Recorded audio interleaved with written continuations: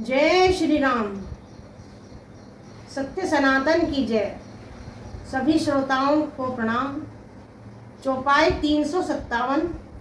जब विस्मय से माताएं पूछती हैं कि तुमने दुष्टों का वध कैसे किया, तो उन्हें संतुष्ट करते हैं अपने वचनों से श्री रामचंद्र जी। राम प्रतोषी मातु सब कही विनीत बर बैन, सुमिरी शंभु गुरु विप्र पद के निधवस नैन। उन्होंने यानी भगवान राम ने विनय भरे उत्तम वचन कहकर अब सभी माताओं को संतुष्ट किया। फिर शिवजी गुरु और ब्राह्मणों को ध्यान में रखकर अपने नेत्रों को नींद के वश कर लिया। नीदव बदल सोहो सुठिलोना, मनु सांग सरसीर सोना, घर घर करही जागरण नारी, देही परस्पर मंगल गानी। नींद में उनका सुंदर सलोना मुखड़ा ऐसे प्रतीत हो रहा है मानो कमल खिल रहा हो। स्त्रियां घर घर जागरण कर रही हैं और मंगल गान करके आपस में गालियां दे रही हैं। पिरु विराजती राजती रजनी, रानी कहीं बिलोकौ सजनी, सुंदर बंधु सासू ले आई, फनकिन सनु सिरमनी उरनाई। रानियां कहती हैं, हे सखी देखो आज रात्रि कैसी शोभा है, जिससे अयोध्यापुर विशेष शोभित हो रही है। यह कहते सासुएं सुंदर बहुओं को लेकर सो गई, मानो सर्पों ने अपने सिर की मणियों को हृदय में छिपा लिया हो। यूँ कहकर कि आज रात्रि कितनी सुंदर मनोहर लग रही है, क्योंकि महल में कुमार वधुओं से पधारे हैं। तो यूँ कहकर माताएं सभी माताएं अपने बहुओं को साथ में लेकर सो गई।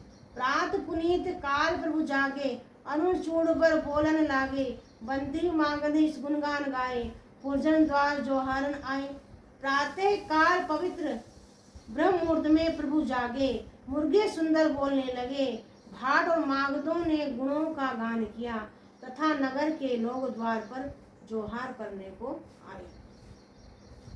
गंदी विप्र गुरु पितु माता, पाई असीस मुदित सब भ्राता, जननी सादर बदन निहारे, भूपति संग द्वार पर उधारे।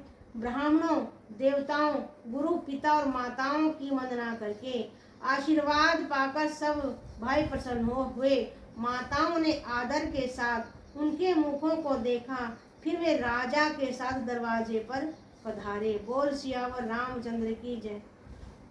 राम सिया राम जय जय राम। चौपाई 357 को हम यहीं विश्राम देते हैं। बोल सियावर रामचंद्र की जय। जय श्री राम। प्रणाम श्रोतागण। चौपाई 358।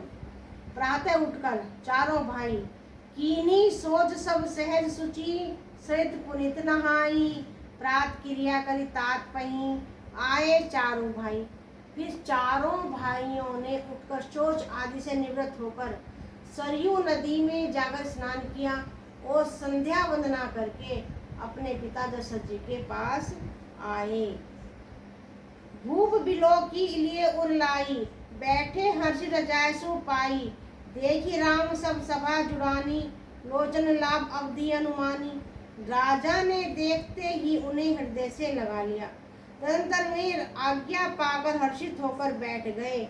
श्री रामचंद्र जी के दर्शन कर और नेत्रों के लाभ की बस यही सीमा है, ऐसा अनुमान कर सारी सभा शीतल हो गई।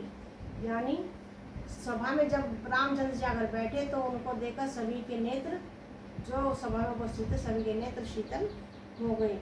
पुनि वशिष्ठ मुनि को सुख आए, सुबह आचरणी मुनि बैठाए, सुतः समेत पूजी पद लागे, निरखी राम दो गुरु अनुरागे। फिर मुनि वशिष्ठ जी और विश्वामित्र जी आए। राजा ने उनको सुंदर आसनों पर बैठाया और पुत्रों समेत उनकी पूजा की। फिर दोनों गुरु श्री रामचंद्र जी को देखकर प्रेम में मुग्ध हो गए। यानी विश्वामित्र और वशिष्ठ जी रामचंद्र जी को देखकर बहुत ही प्रसन्न हुए। कहाई वशिष्ठ धर्म इतिहासा, सुनी महिषु सहित रनिवासा, मुनिमन अगम अगाधि सुत करनी, मुदित वशिष्ठ विपुल प्रतिवर्णी। वशिष्ठ जी धर्म के इतिहास कह रहे हैं और राजा रनिवास सहित सुन रहे हैं, जो मुनियों के मन को भी अगम्य है। ऐसी विश्वामित्र जी की करनी को वशिष्ठ जी ने आनंदित होकर बहुत प्रकार से वर्णन किया। बोले वामदेव सब साची, कीर्ति करित लोक तिहु पाची, सुनी आनंदो भव सब काहू, राम लगन और अधिक उछाऊ। वामदेव जी बोले, ये सब चाह सकते हैं, विश्वामित्र जी की सुंदर कीर्ति तीनों लोकों में छाई हुई है। यह सुनकर सब किसी को आनंद हुआ। श्री राम लक्ष्मण के हृदय में अधिक उत्साह और भी आनंद भर गया। बोल सियावर रामचंद्र की जय। चौपाई 358 को हम यहीं पर विश्राम देते हैं। मंगल भवनीय मंगल